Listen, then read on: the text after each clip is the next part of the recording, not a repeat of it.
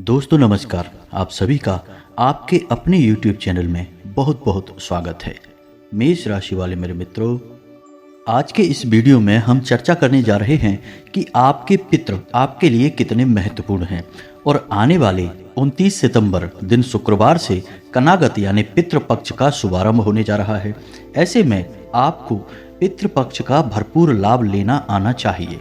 जी हाँ दोस्तों, आपके जीवन के जो भी बहुत सारे कष्ट हैं, परेशानियां हैं, सब कुछ दूर करने की शक्ति हमारे पितृ देवता के पास होती है। जी हाँ दोस्तों, हमारे शास्त्रों में इस बात का वर्णन मिलता है कि यदि आपके पितृ तृप्त नहीं हैं, आपसे संतुष्ट नहीं है, शक्तिहीन है, तो आपके द्वारा की गई कोई भी पूजा पाठ किसी भी देवी देवता को नहीं लगती है, प्राप्त नहीं होती है। जी हाँ दोस्तों, आप चाहे किसी भी देवी देवता की पूजा करिए, पूरे भक्ति भाव के साथ करिए, फिर भी आपकी पूजा पाठ का आपको कोई फल प्राप्त नहीं होगा यदि आपके पितृ आपसे संतुष्ट नहीं हैं। जी हाँ दोस्तों, यह कोई छोटी मोटी बात नहीं है। दोस्तों, आपने अक्सर देखा होगा कि लोग ऐसी बातें करते दिखाई देते हैं कि हमने जीवन भर पूरे भक्ति भाव के साथ हनुमान जी की पूजा की, शंकर जी को जल अर्पित किया या कोई भी अन्य प्रकार की पूजा पाठ की, लेकिन क्यों उनके जीवन में लगातार कष्ट बने हुए हैं, भगवान की पूजा का फल उन्हें प्राप्त क्यों नहीं हो रहा है।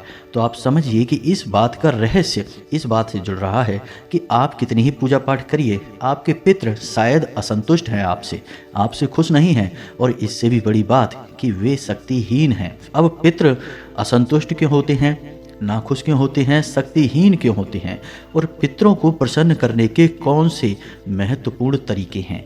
और इससे भी बड़ी बात दोस्तों, एक बहुत ही शक्तिशाली और रहस्यमय मंत्र जिसका आप केवल 21 बार उच्चारण करेंगे, और आपको आने वाले पितृपक्ष में हर रोज इस मंत्र का कम से कम 21 बार उच्चारण करना है। स्नान ध्यान करने के बाद आप व्यवस्थित होकर बैठ जाइए और 21 बार इस मंत्र का उच्चारण करिए। आप देखेंगे कि आपके मन के भाव अपने आप धीरे धीरे बदलने लगेंगे, साथ ही साथ आपके पितृ भी आपसे प्रसन्न रहने लगेंगे। और एक आश्चर्यजनक बात यह होगी कि जब आप इस मंत्र का उच्चारण करेंगे तो अचानक ही आपके भाव अपने पितरों के लिए थोड़े से झुकने लगेंगे। जी हाँ दोस्तों, यानी आपके मन में इस प्रकार की भावनाएं आने लगेंगी कि आप अपने पितरों को किसी प्रकार से खुश करें, उनकी सेवा करें, उन्हें भोजन आदि अर्पित करें। और जब आप ऐसा करेंगे तो आपके पितृ अपने आप आपसे संतुष्ट हो जाएंगे, प्रसन्न हो जाएंगे और शक्तिशाली हो जाएंगे। इस मंत्र की यह बहुत ही अद्भुत शक्ति है, या यूं कहें कि चमत्कार है। अब हमें अपने पितरों को प्रसन्न रखना और शक्तिशाली रखना क्यों आवश्यक है, हम क्यों करें अपने पितरों की सेवा, या फिर उनके लिए हम क्यों उन्हें शक्तिशाली करने के लिए प्रयास करें। तो दोस्तों, हमारा जीवन विधि विधान से चलता है। शास्त्रों में बताई गई बातें हमारे जीवन पर पूर्ण प्रभाव रखती हैं। यदि आप इन बातों को नहीं मानते हैं तो कोई बात नहीं है, जीवन भर के कष्ट भोगिए। जब अंत में आप कष्ट सहते सहते थक जाएंगे तो फिर शास्त्रों की तरफ आना, ईश्वर में विश्वास करना, और आपका जीवन बदल जाएगा। तब आपको विश्वास भी हो जाएगा। और यदि आप इन बातों पर विश्वास करते हैं तो फिर आप हमारे इस वीडियो को पूरा देखिए। आज हम आपको बहुत ही महत्वपूर्ण जानकारी देने जा रहे हैं। आप इस जानकारी का लाभ लेंगे और आपका जीवन 100% बदलेगा, हम इस बात की गारंटी देते हैं। हमारे द्वारा दी गई हर एक जानकारी प्रामाणिक होती है, शास्त्रीय और ज्योतिषीय पद्धति पर आधारित होती है। हम इधर उधर की कोई बातें नहीं करते हैं, हमारी जानकारी का पुख्ता प्रमाण होता है। जी हाँ दोस्तों, तो चलिए वीडियो की शुरुआत करते हैं और आपको बताते हैं कि कौन सी हैं वो महत्वपूर्ण बातें जिनसे आपके पितृ, आपके पूर्वज आपसे प्रसन्न होंगे, और कौन सा है वह गुप्त मंत्र जिसका आप जाप करेंगे, पूरे पितृपक्ष में करेंगे, यानी कि 29 सितंबर से लेकर 14 अक्टूबर शनिवार तक आप इस मंत्र का जाप करेंगे और आप इसके प्रभाव को देखेंगे। और पितृपक्ष के बाद आपके जीवन में जो बदलाव आएंगे उनके बारे में भी आप विचार करेंगे। जी हाँ दोस्तों, बहुत ही महत्वपूर्ण और ज्ञानवर्धक वीडियो होने जा रहा है। वीडियो को पूरा देखें, बिल्कुल भी मिस ना करें, आपके जीवन से जुड़ा हुआ है यह वीडियो। तो चलिए वीडियो की शुरुआत करते हैं, लेकिन इससे पहले आपसे एक निवेदन है कि कॉमेंट में पूरे भक्ति भाव के साथ जय माँ भद्रकाली लिखना ना भूलें। माता का सीधा प्रेम और आशीर्वाद आपको प्राप्त होगा। साथ ही साथ पितृदेवताभ्यो नमः, साथ ही साथ यदि चैनल पर पहली बार आए हैं तो चैनल को सब्सक्राइब करके बेल आइकन को दबाना बिल्कुल भी ना भूलें दोस्तों।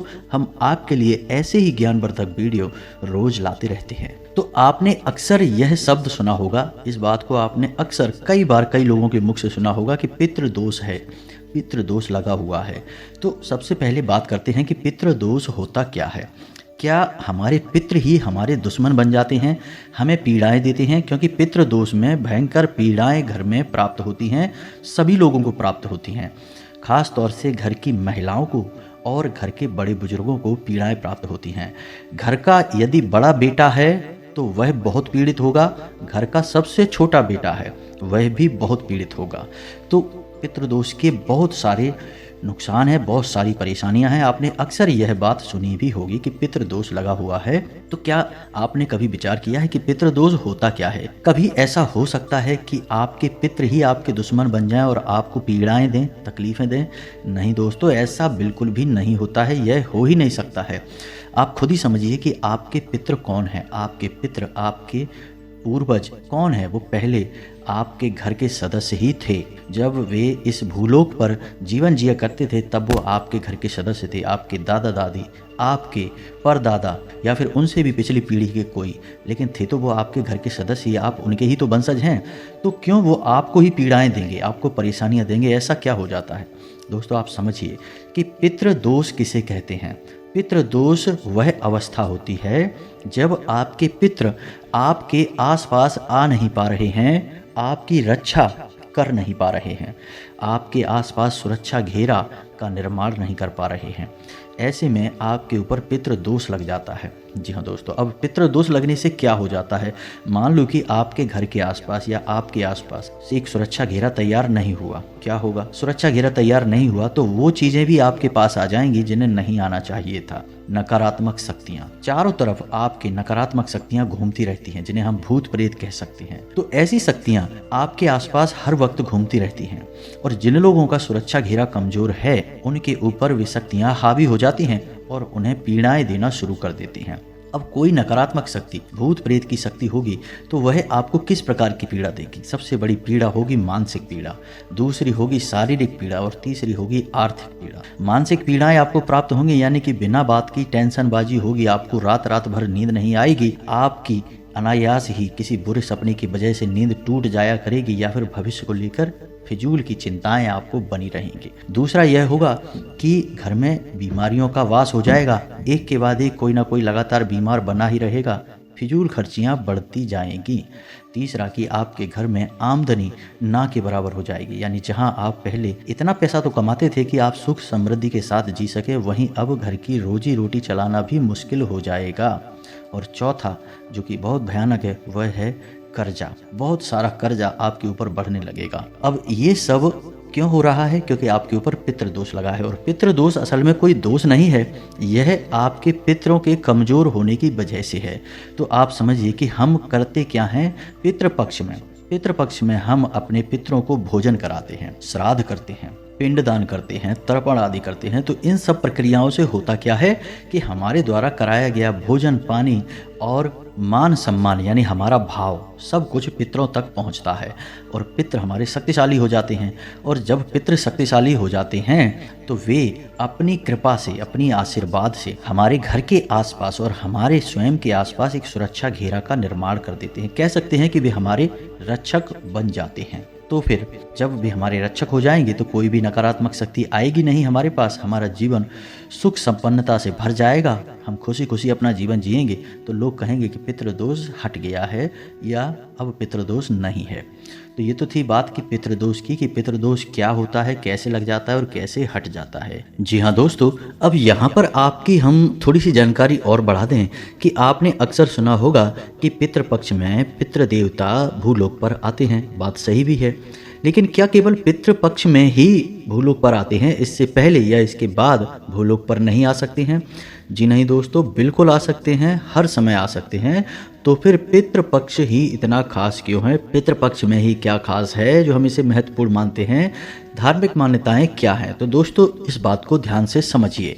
सृष्टि का संचालन भगवान श्री हरि विष्णु के हाथ में है, लेकिन शास्त्रों में बताई गई कथाओं के अनुसार भगवान विष्णु भी पूरे वर्ष भर सृष्टि का संचालन नहीं करते हैं। वे इस सृष्टि के संचालन को क्रमशः अलग अलग शक्तियों को बांट देते हैं। जी हाँ दोस्तों, कुछ समय के लिए भगवान विष्णु विश्राम करने चले जाते हैं, सोने के लिए चले जाते हैं, योग निद्रा में चले जाते हैं। और यह समय देवशयनी एकादशी से शुरू होता है देव उठानी एकादशी तक, जिसे हम प्रबोधनी एकादशी भी कहते हैं। और इस बीच में सृष्टि का कार्यभार बांटा जाता है अलग अलग शक्तियों में, और फिर धीरे धीरे इस सृष्टि को आगे बढ़ाया जाता है। तो देवशयनी एकादशी के बाद सृष्टि का संचालन कौन करता है? सबसे पहले यह संचालन गुरु महाराज करते हैं। जी हाँ दोस्तों, गुरु पूर्णिमा आने तक गुरु महाराज इस सृष्टि का संचालन करते हैं। इसके बाद भगवान भोलेनाथ सावन के महीने में सृष्टि का संचालन करने के लिए भूलोक पर आते हैं माता पार्वती के साथ। इससे श्रावण मास की उत्पत्ति हुई, और श्रावण मास समाप्त होने के बाद भगवान श्री कृष्ण सृष्टि का कार्यभार संभालते हैं, और जन्माष्टमी तक यह कार्यभार चलता है। और जन्माष्टमी के बाद भगवान श्री गणेश सृष्टि का कार्यभार संभाल लेते हैं, और लगभग 10 दिन यह कार्यभार चलने के बाद पितृ देवता का नंबर आता है। जी हाँ दोस्तों, तो अब एक पखवाड़ा लगभग 15 दिन यह सृष्टि का कार्यभार पितृ देवता संभालते हैं। तो अब जो 15 दिन का पखवाड़ा है, इस पखवाड़े में पितृ देवता पूरी सृष्टि का संचालन कर रहे हैं। हमारा संपूर्ण कार्यभार कौन संभालता है? पितृ देवता संभालते हैं। यानी कि अब यहाँ से आपको पता चल जाएगा कि इस पखवाड़े का महत्व सबसे ज़्यादा क्यों होता है। ऐसा नहीं है कि केवल इसी पखवाड़े में हमारे पितृ देवता भूलोक पर आते हैं, हम पर नज़र रखते हैं, हर समय आ जा सकते हैं, लेकिन यह पखवाड़ा विशेष महत्व इसलिए रखता है क्योंकि इस पखवाड़े में इस सृष्टि का संचालन पितृ देवता के यानी हमारे पुरखे पूर्वजों के हाथों में होता है। तो अब ऐसे में यदि हम अपने पितृ पूर्वजों को प्रसन्न करें और हम उनको खुश करके यहाँ से वापस भेजें, उन्हें शक्तिशाली कर दें, तो उनके द्वारा जो आशीर्वाद दिया जाएगा या जो कृपा दी जाएगी वह हमारा जीवन बदल सकती है। उनके पास भगवान श्री हरि विष्णु के समान ही सृष्टि संचालन की शक्तियाँ आ जाती हैं। जी हाँ दोस्तों, यह बहुत ही महत्वपूर्ण जानकारी है जो आपको होनी ही चाहिए। इससे आपको इस पितृपक्ष का महत्व समझ में आएगा। जी हाँ दोस्तों, तो यह तो था पितृपक्ष का संपूर्ण ज्ञान जो आपको होना ही चाहिए था। अब बात करते हैं कि पितृपक्ष में आपको क्या करना चाहिए और क्या नहीं करना चाहिए।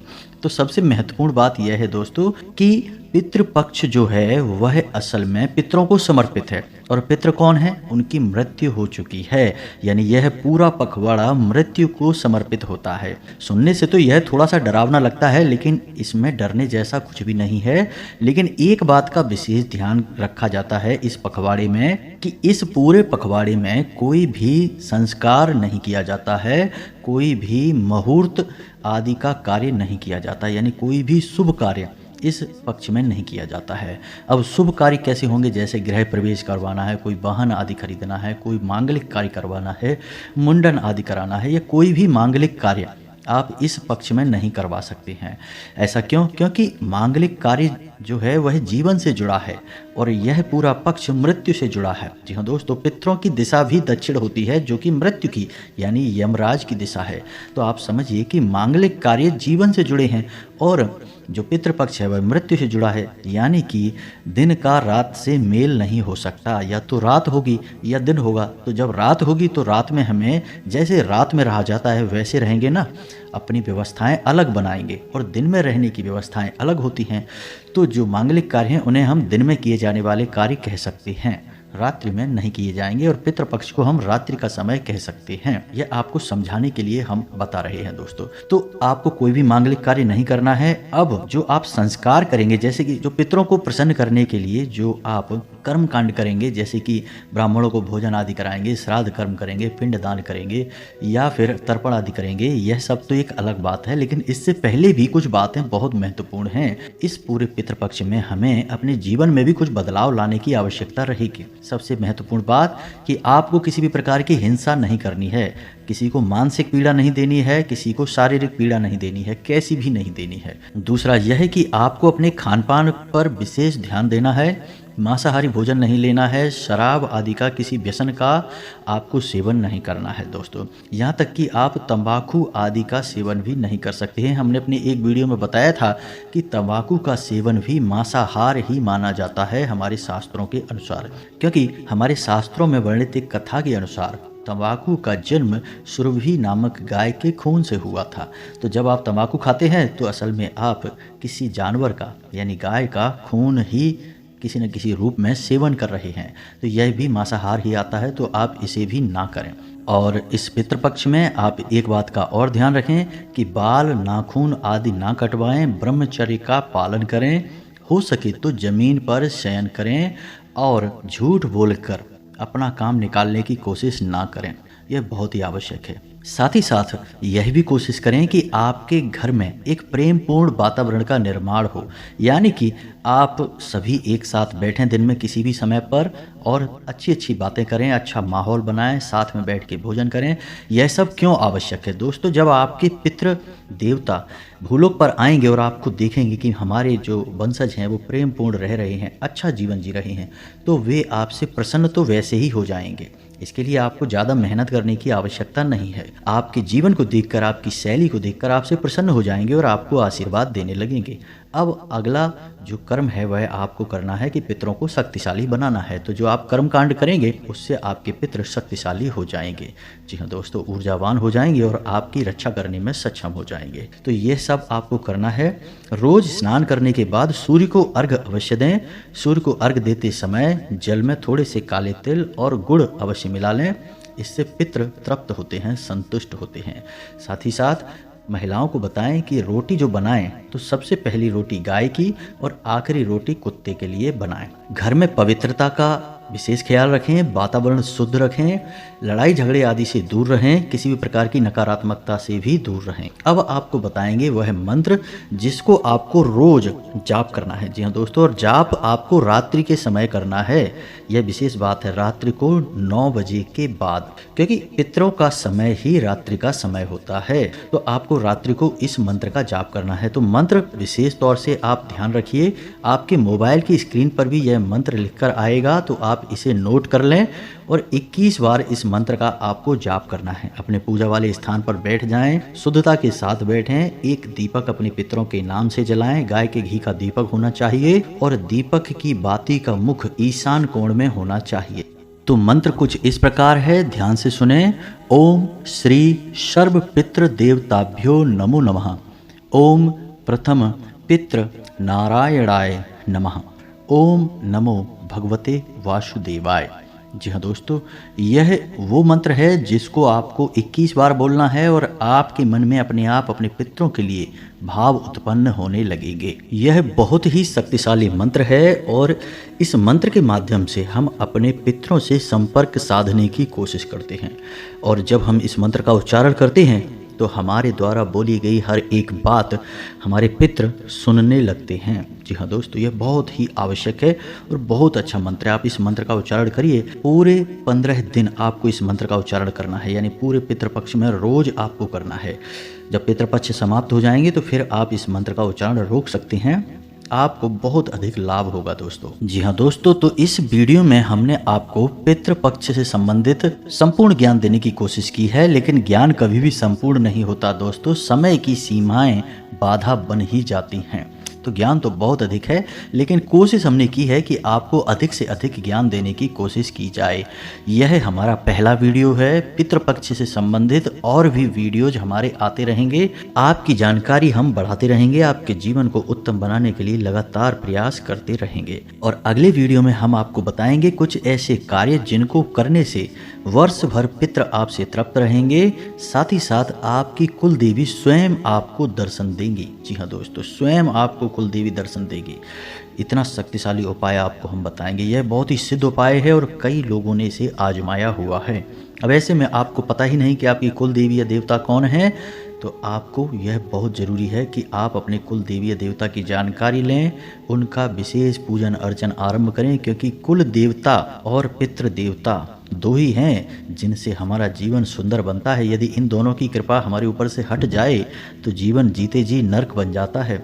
आप चाहे रुपए पैसे कमाएं या ना कमाएं, करोड़ों की दौलत होगी तब भी नींद आपको दवा खाकर ही आएगी। जी हाँ दोस्तों, इसी के साथ आज के इस वीडियो को विराम देते हैं। आपके मन में किसी भी प्रकार का कोई प्रश्न है तो आप कमेंट करके पूछें, हम आपके हर एक प्रश्न का आपको जवाब देने की पूरी कोशिश करेंगे। हम आपके लिए बहुत मेहनत करते हैं दोस्तों, आप भी हमारा सपोर्ट करें। चैनल को सब्सक्राइब करके बेल आइकन को दबाना बिल्कुल भी ना भूलें। कमेंट में पूरे भक्तिभाव के साथ जय माँ भद्रकाली अवश्य लिखें, माता का सीधा प्रेम और आशीर्वाद आपको प्राप्त होगा। जय पितृ देवता अवश्य लिखें, पितरों का भी आशीर्वाद आपको प्राप्त होगा। मिलते हैं अगले ज्ञानवर्धक वीडियो में, तब तक के लिए धन्यवाद। जय माता की।